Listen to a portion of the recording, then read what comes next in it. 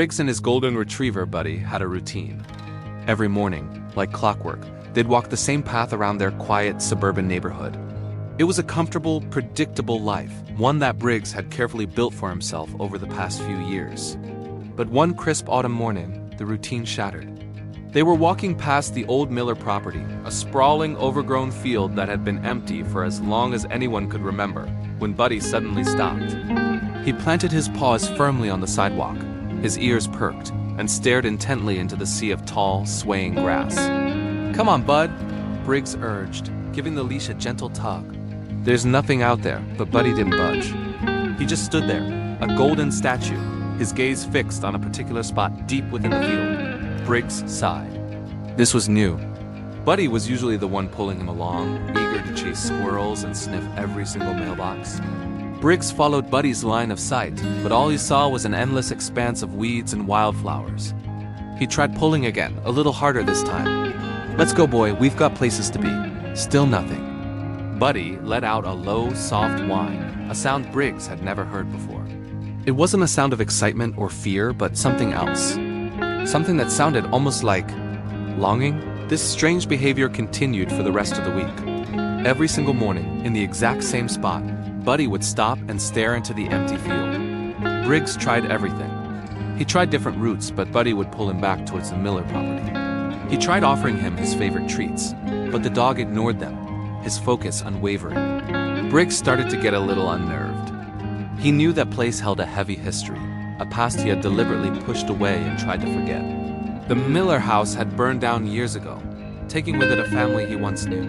It was a tragedy that had rocked their small town, and for Briggs, it was a source of deep, unspoken pain. He had avoided this field, this reminder, for years, and now his dog was forcing him to look. Finally, after a week of this silent standoff, Briggs couldn't take it anymore.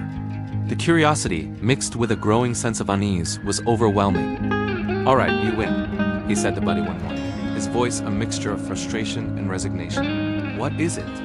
What do you see out there?" He unclipped the leash, a decision that made his heart pound a little faster. Buddy looked up at him, his tail giving a single, hopeful wag before he bounded into the tall grass, disappearing from view. A knot of anxiety tightened in Briggs' stomach. "Buddy, wait!" he called out, his voice swallowed by the rustling wind. Taking a deep breath, Briggs pushed aside the thorny bush at the edge of the field and followed his dog into the forgotten land.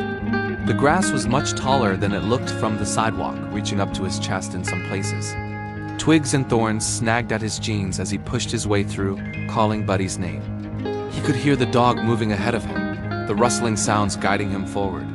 He walked for what felt like an eternity, the sun beating down on him, until he finally broke through into a small, unexpected clearing. And there was Buddy, sitting patiently, his tail thumping against the ground. But he wasn't looking at Briggs. He was looking at something nestled in the grass. Briggs's heart caught in his throat. Lying in the dirt, partially covered by weeds, was a small, scorched metal box. It was a child's lunchbox, old and rusted, but still recognizable. The cartoon characters on the front were faded and peeling, but Briggs knew them instantly. It had belonged to Leo Miller, his childhood best friend. A flood of memories washed over him, so powerful it nearly knocked him off his feet. He saw Leo's smiling face, heard his infectious laugh. They had spent countless summer afternoons in this very field, long before the tragedy. They built forts, chased grasshoppers, and shared secrets. This lunchbox, it was their time capsule. He remembered the day they'd buried it. They had filled it with their most prized possessions. A few comic books, a shiny pocket knife, a handful of marbles, and a photograph of the two of them, arms slung around each other's shoulders, grinning at the camera. They had made a pact to dig it up when they were old, which to their 10-year-old selves meant high school graduation. But they never got the chance. Briggs sank to his knees, his hands trembling as he reached for the box. The latch was rusted shut, but with a bit of effort, it creaked open. Inside, preserved from the elements, were their treasures. The comic books were yellow, the marbles had lost some of their shine, but the pocket knife was still there. And at the very bottom, tucked safely inside a plastic bag, was the photograph. He picked it up, his vision blurring with tears. There they were, two carefree boys without a worry in the world, frozen in a moment of pure friendship. He didn't understand how Buddy could have known. How could he have sensed this piece of the past, this piece of Briggs's heart, buried under years of neglect and sorrow? It was a mystery he would probably never solve. But as he sat there in the quiet field, with Buddy resting his head on his knee, Briggs felt a sense of peace settle over him for the first time in a very long time. The weight he had been carrying for years, the guilt and the grief he had tried so hard to bury, began to lift. He had avoided this place because it represented loss.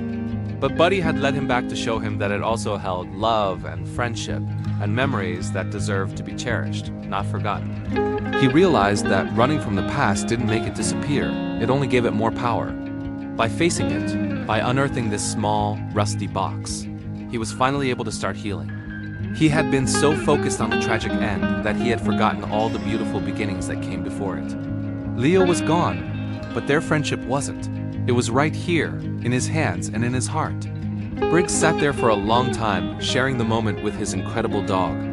He told Buddy all about Leo, about their adventures in this very field, his voice thick with emotion. Buddy just listened, his brown eyes full of what looked like understanding. When the sun began to set, casting long shadows across the grass, Briggs carefully placed everything back in the lunchbox, except for the photograph. He tucked that safely into his pocket. He stood up, feeling lighter than he had in years. "Thank you, boy," he whispered, scratching Buddy behind the ears. "Thank you for bringing me back." Buddy responded with a happy bark and a wag of his entire body. As they walked out of the field and back onto the familiar sidewalk, Briggs knew their routine had changed for good. The field was no longer a place of sorrow to be avoided. It was a monument to a friendship that time couldn't erase. And every morning, when they passed by, Briggs would look into the tall grass and smile, grateful for the dog who saw what he couldn't and reminded him that some things are never truly lost. Thanks for watching. If you enjoyed this story, don't forget to like and subscribe for more.